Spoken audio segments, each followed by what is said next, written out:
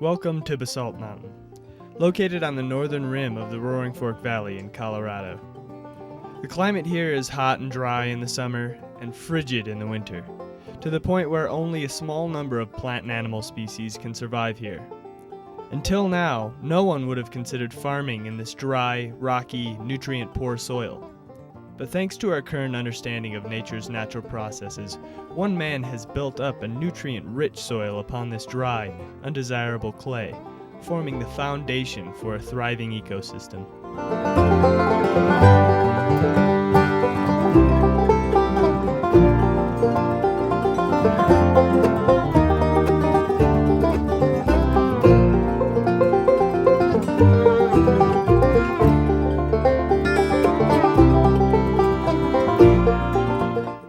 Santowski is the man behind the ecosystem and the Central Rocky Mountain Permaculture Institute.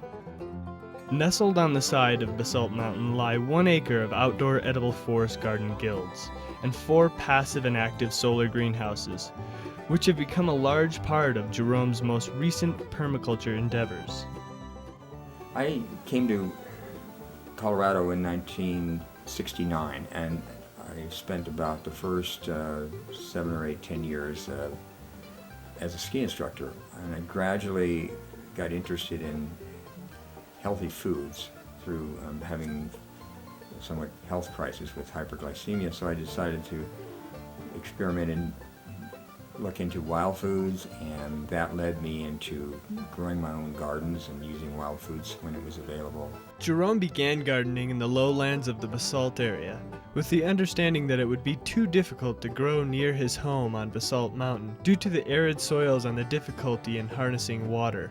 But once I learned about permaculture, I saw that it was totally possible to create these beautiful gardens using recycled materials and building composting, sheet mulching, and using perennial and annual vegetables in combination of designs.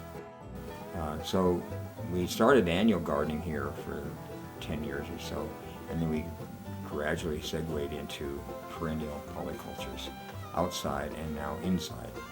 We've taught hundreds of people here and through internship programs and through the different design courses and the workshops here. What's nice about it is they can come and eat the fruits, see the combinations of plants in our forest garden, and see how we've built our greenhouses.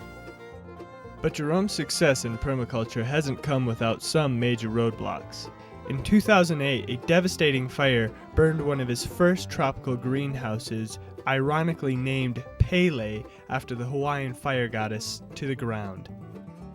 The fire in Pele was actually a blessing in disguise because we were able to take new technology and design a much bigger and better greenhouse. So I worked with Michael Thompson, my partner in Ecosystems Design, to redesign the new greenhouse. At the time that Pele burned down, Jerome had been working with well-known local architect Michael Thompson on advancing greenhouse design by introducing what Jerome called climate battery technology. The destruction of Pele gave the two the chance to put their latest research to the test, and in the spirit of new beginnings, the new greenhouse would be named Phoenix, after the mythological bird that burns itself and rises from the ashes to live through another cycle. Hi, I'm Michael Thompson. I'm Chief Architect with Ecosystems Design in Basalt, Colorado, and partner with Jerome Santowski. The climate battery, as we now call it, is a series of tubing that is taken in at the high point of the greenhouse, pumped through tubing, and then exhausted at the south end of the greenhouse. And then that air circulates over and over again, and picking up heat and then delivering it underground and storing it.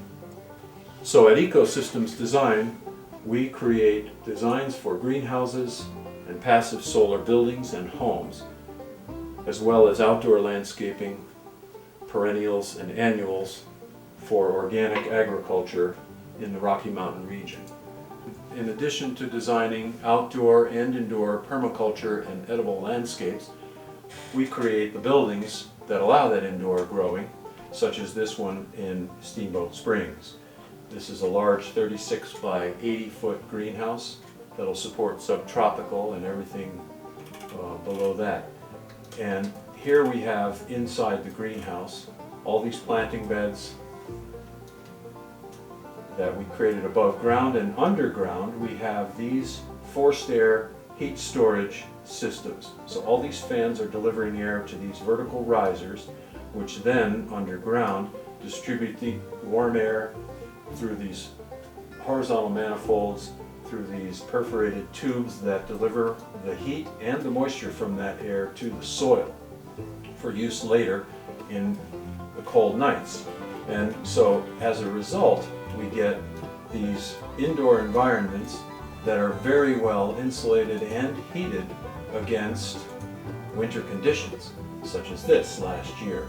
And when we have a condition like this where we have very cold weather and snow all around the building, inside what we're experiencing is this is when we began the planting of this last autumn, and then this spring we had this much growth in there.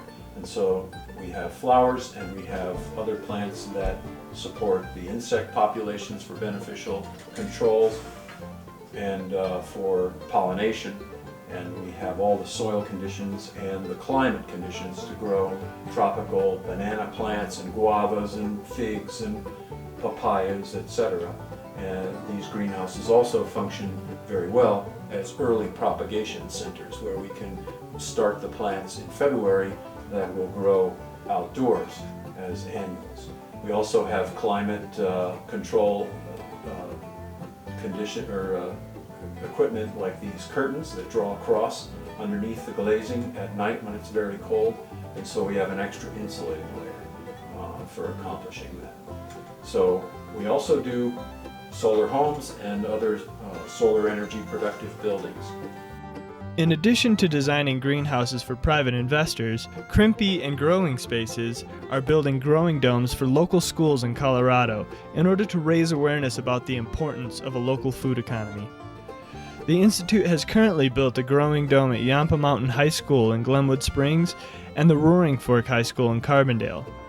Both facilities will be utilized as classrooms for sustainable agriculture curriculums, and the food produced will be integrated into the school lunches.